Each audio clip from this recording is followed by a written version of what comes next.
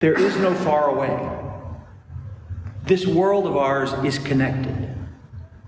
Our nations, our races, our languages, our faiths are all interconnected. And therefore, what should have been obvious to us decades ago, we must say again, that military might alone will not ever solve our problems. Third, that love, justice, democracy, diplomacy can solve our problems. Love, justice, democracy, diplomacy can solve our problems, but they are slow and apparently boring. Fourth, Christians are called to name this truth, no matter the cost and what is happening. Fifth, Christians are called to remember what Dr. King said. It was true in his day, it is true in our day, that only love can drive out hate. Hate, violence, war, bombs can only create more hate, violence, war, bombs. Because there is no more far away. And so because Christians are called to understand these things, let's dive right in. First, there is no more far away. This is the most foolish concept out there, I really believe. To pretend that problems are halfway around the world and won't affect us. Therefore, it is foolish, the most foolish thing, to imagine that military might alone can solve the problems of the world. They can't and they won't. They have not in any decade for the past 7 decades that we have been alive in this world. What President Trump did last night was what has come to be called preemptive war. He has announced that we are at war with Iran. He has said it's just this one thing that he did. But he also made it clear that we have entered this conflict. Well, preachers can be preemptive too. And here was a preemptive truth that I said late last week, which I will say again today. Presidents lie about war. Presidents lie about war. That's what they do. Doesn't matter if they're Democratic or Republican. Doesn't matter if you loved them or you hated them. They lie about war. Presidents tell the American public in every generation, in all of our lifetimes, that wars will be swift and clean without real cost. Presidents tell us that there will be peace through strength, and that strength will keep us safe. And these are always lies. Most of us as Americans know this. Public opinion shows us that most Americans know this. In a sense, then, you and I end up feeling crazy on a morning like this because we do know this. I'll come back to that at the end. We know that Vietnam, Iraq, Afghanistan really never are over. We know that our soldiers come back wounded. We know that they don't reintegrate into society. We know that we learn to save the bodies of the young in Iraq and Afghanistan. Medical technology is amazing. We saved their bodies.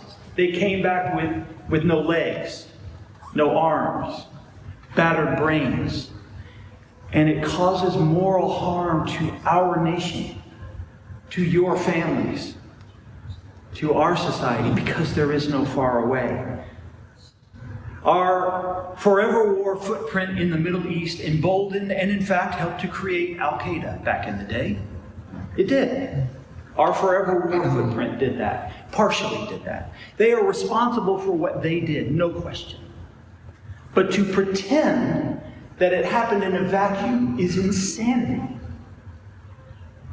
And yes, they bombed U.S. ships, and yes, they perpetuated the horror of 9/11. Our forever war footprint that we then put into Iraq and Afghanistan emboldened what came to be called the Islamic State. and pushed us back into more forever wars in Iran, Afghanistan, and Syria. And now, most certainly, Iran will retaliate in some way. I don't want them to do that, but that's human nature. And if you think they won't, you don't understand how governments work. If not Iran, then some new homegrown group will. Some new group of young, humiliated Iranians. Iranians who are humiliated by these acts will lash out.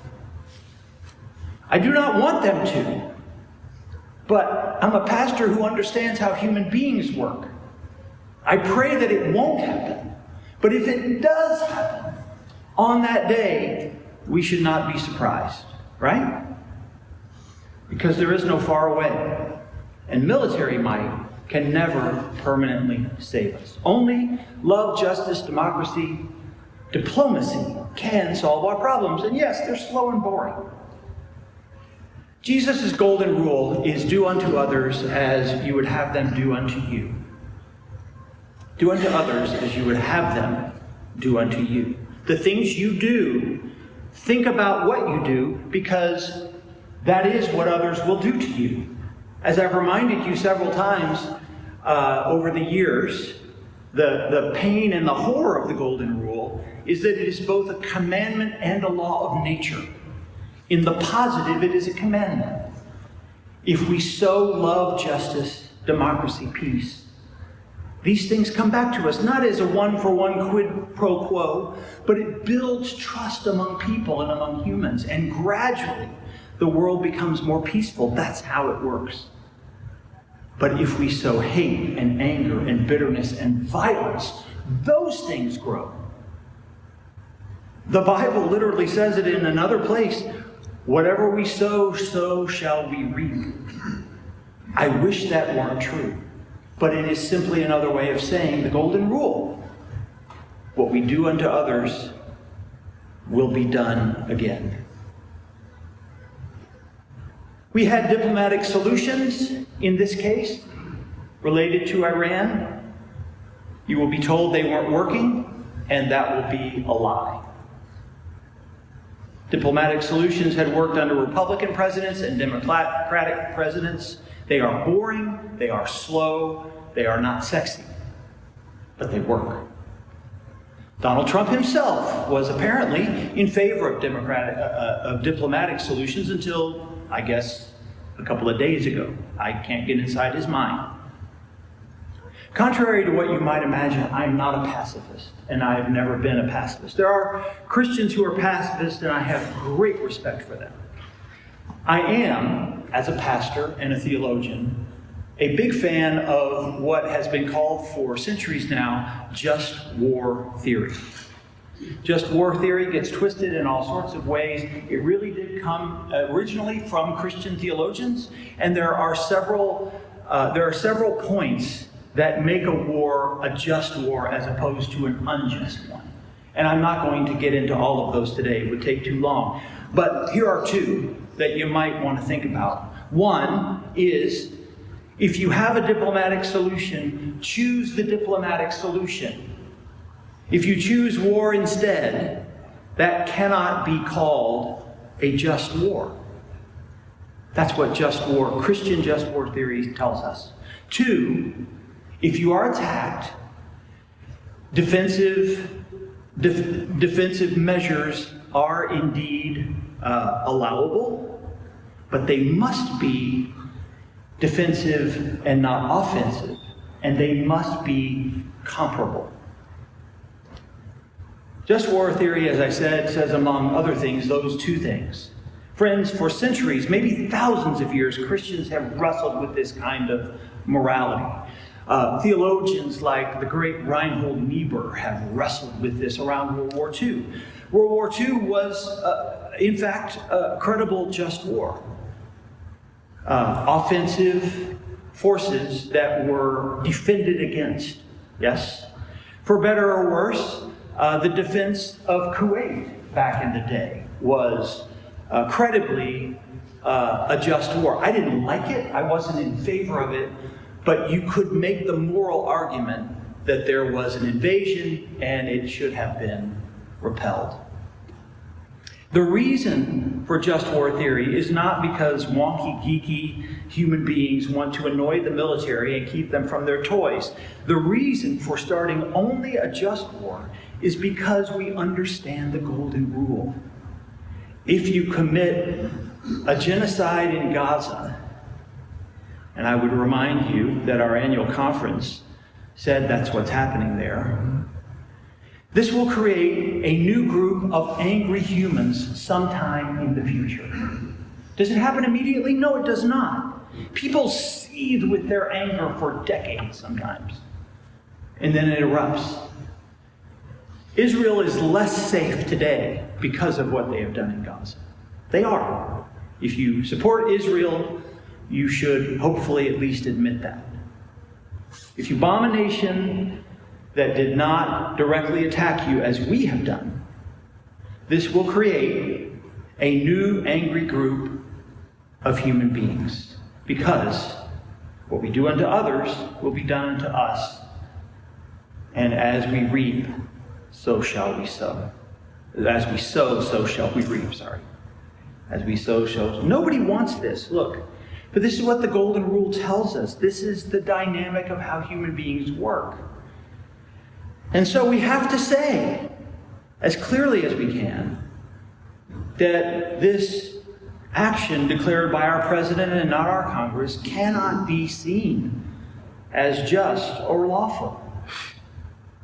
It simply cannot be. Not from Christian ethics. It's a dangerous and swashbuckling action that has made the world and all of us less safe.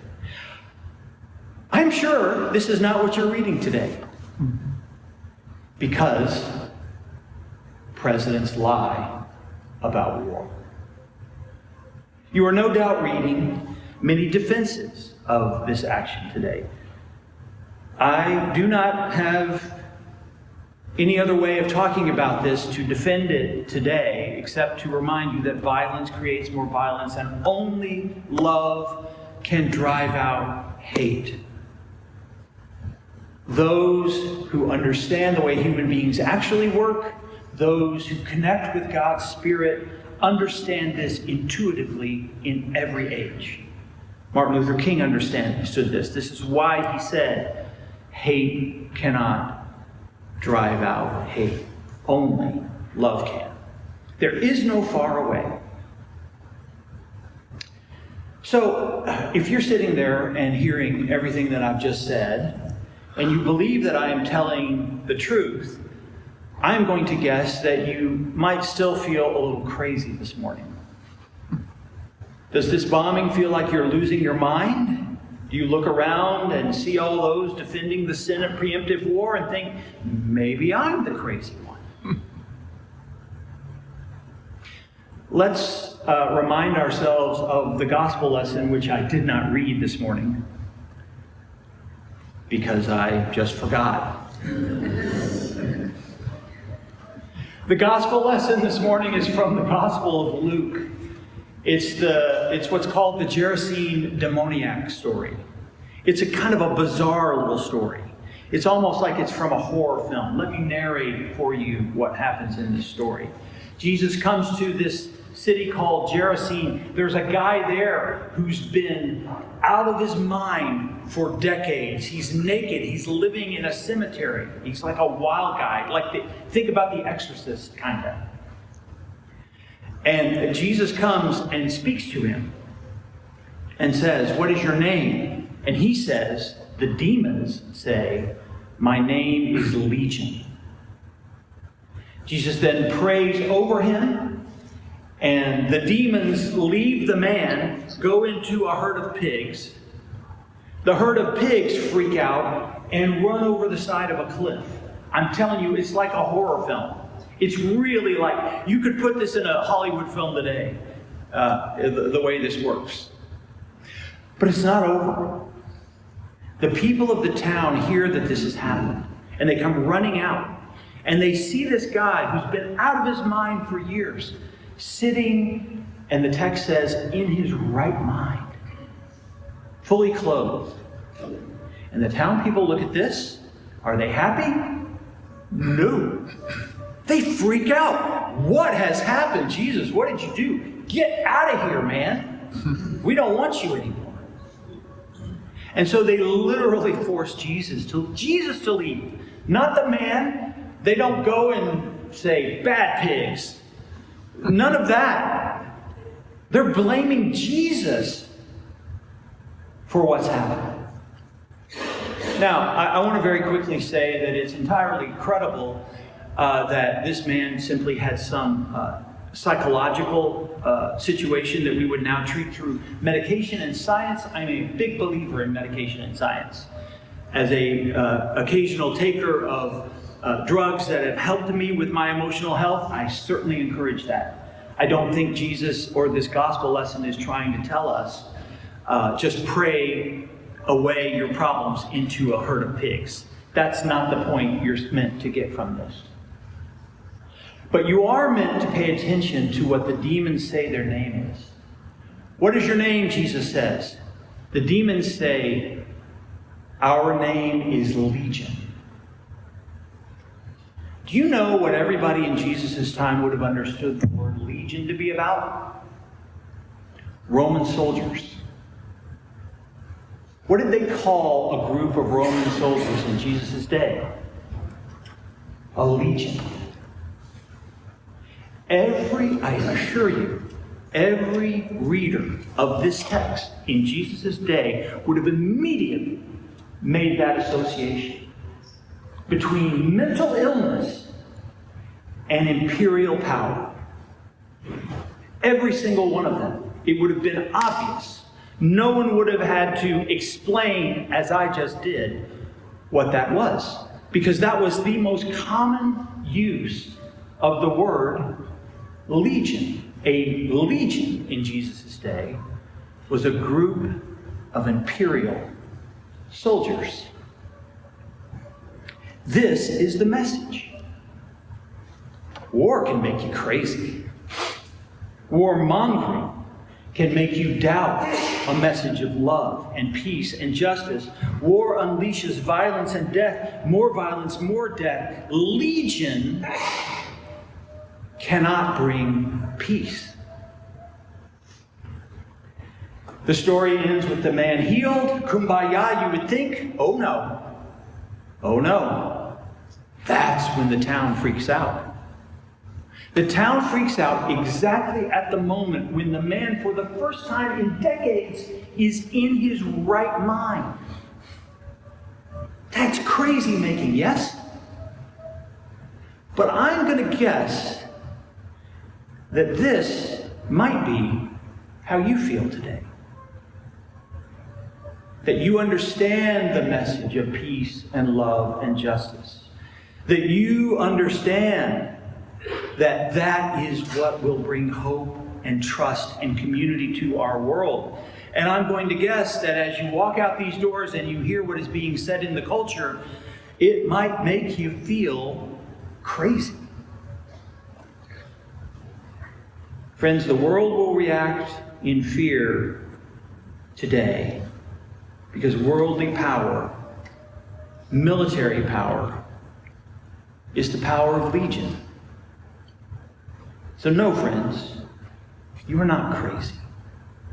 It is not crazy to believe in this message of Jesus. You are in your right mind to believe in Jesus' message of love, justice, compassion, peace.